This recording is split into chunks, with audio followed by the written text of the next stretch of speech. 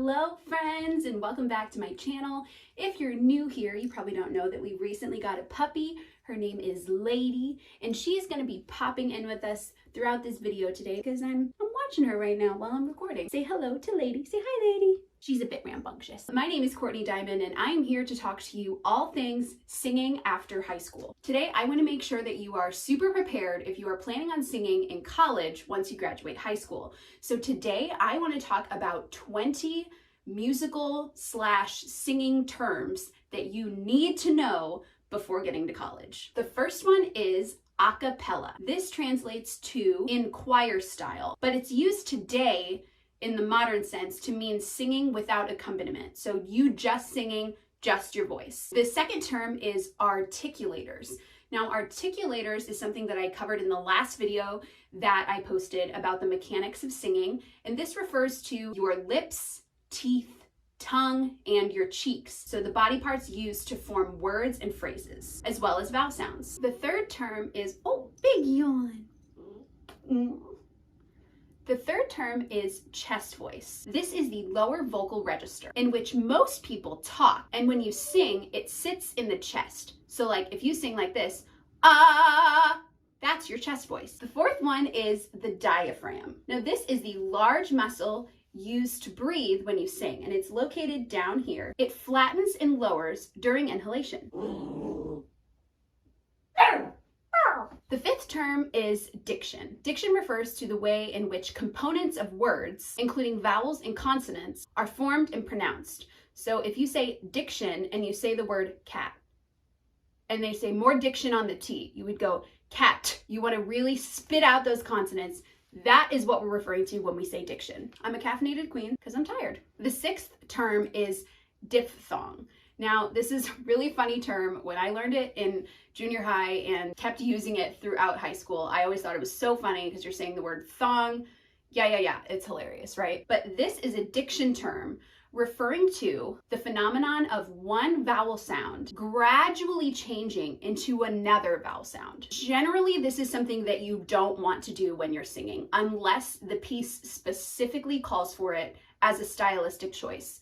But in choral singing, this is something that your choir director will probably correct you on a lot. So let me give you an example. The word re. So the word re already uses the vowel sound of A when you say the word.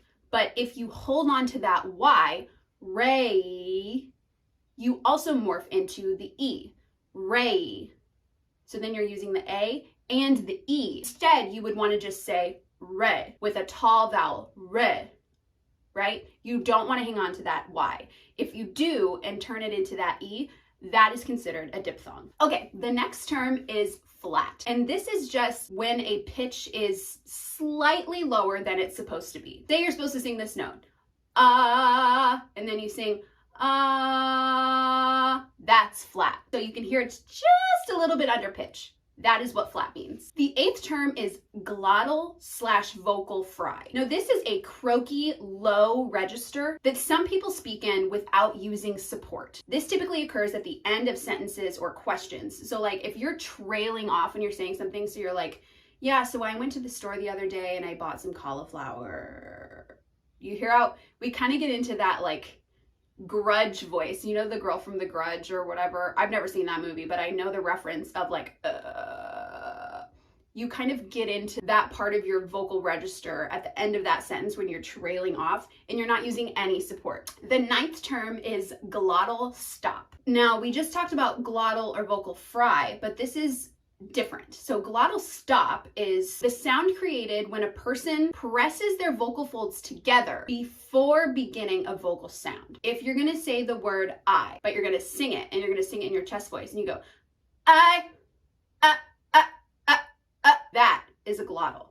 So that's usually not super great for your voice, but that's what that means. And it's popular in pop music and contemporary styles, but more than likely in a choral setting or in university or musical theater, you won't use it nearly as much. So try to stay away from that if you can. The 10th term is head voice. Now this is the term for the upper register for females. So earlier I told you about the chest voice, which is ah, and now we're gonna do the head voice, which is ah. You see how it's lighter and it's a little bit higher, so I can't quite belt that in my chest voice, so I have to flip up into my head voice. And the head voice is what that register is called for females, or countertenors. And a countertenor is somebody that sings in a traditional female range. The 11th term is low breath. This is the type of breath that you want to use when you're singing. Because the diaphragm is located down here, you use that to breathe without moving your shoulders, neck, or your upper chest. So if you're taking a low breath, let me put my coffee down. If you're taking a low breath, you want to expand from down here. Ah.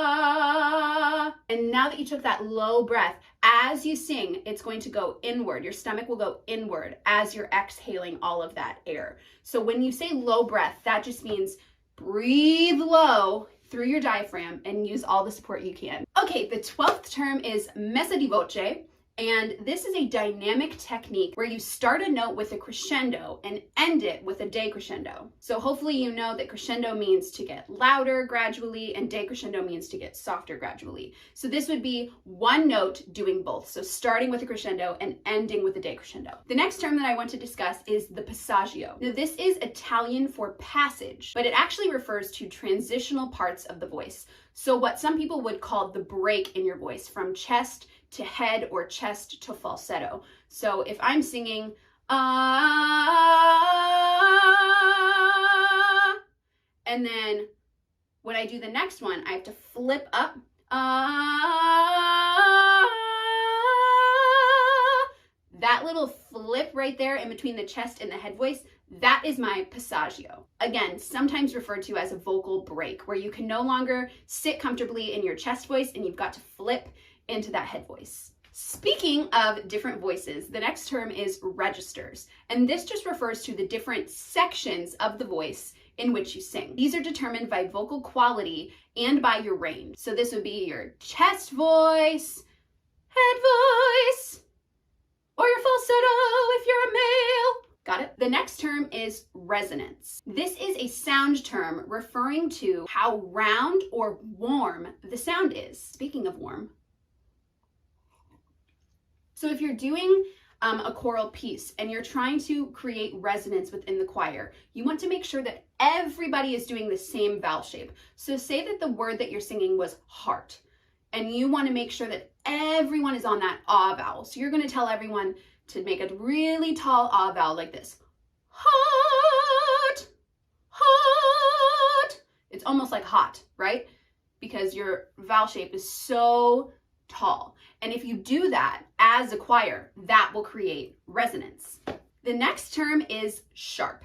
Now we talked about flat earlier, and that is where the pitch is supposed to be here and you're here.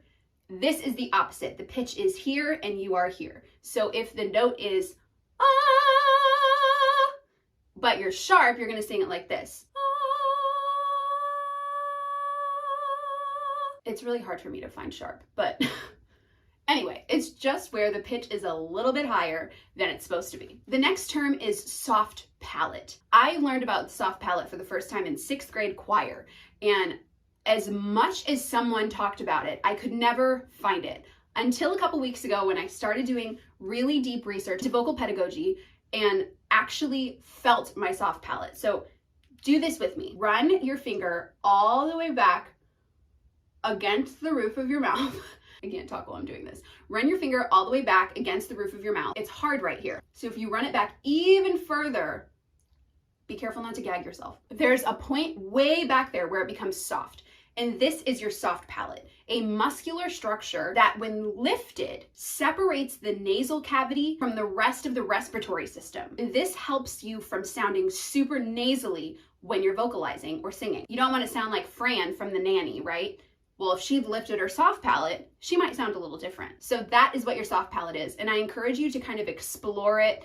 And as you learn to raise it, you may find yourself yawning. That is the best way to get the sensation of what it's supposed to feel like when you do raise your soft palate when you're singing. We're almost done. The next term is straight tone. Now this means singing without vibrato. So my natural vibrato is like this. But if a director or my stylistic choice is to do straight tone, I would do it like this. So that little lack of the that straight sound with no wavering, that is what straight tone is. And you'll use it as a stylistic choice or in a choir sometimes, but most of the time you're probably going to use vibrato. Which brings me to vibrato. This is the natural oscillation between pitches. This is one of the things that gives your voice a unique characteristic. So notice that I said natural. It is not something that you force. It is something that is natural. When you sing, it should just kind of come out. If I was doing it like forcefully or forcing it to come out, it would sound like this. That's not as fun to listen to, right? Because it's kind of fake.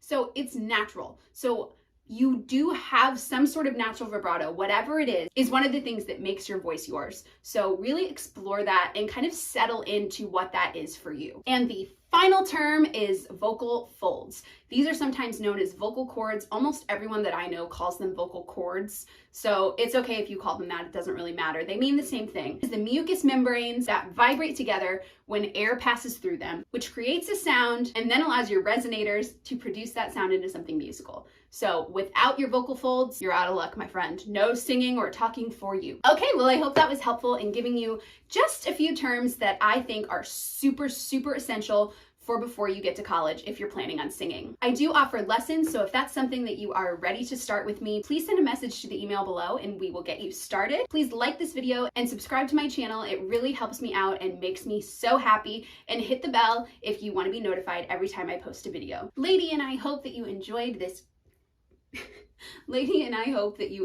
this video, and we will see you next time. Ow.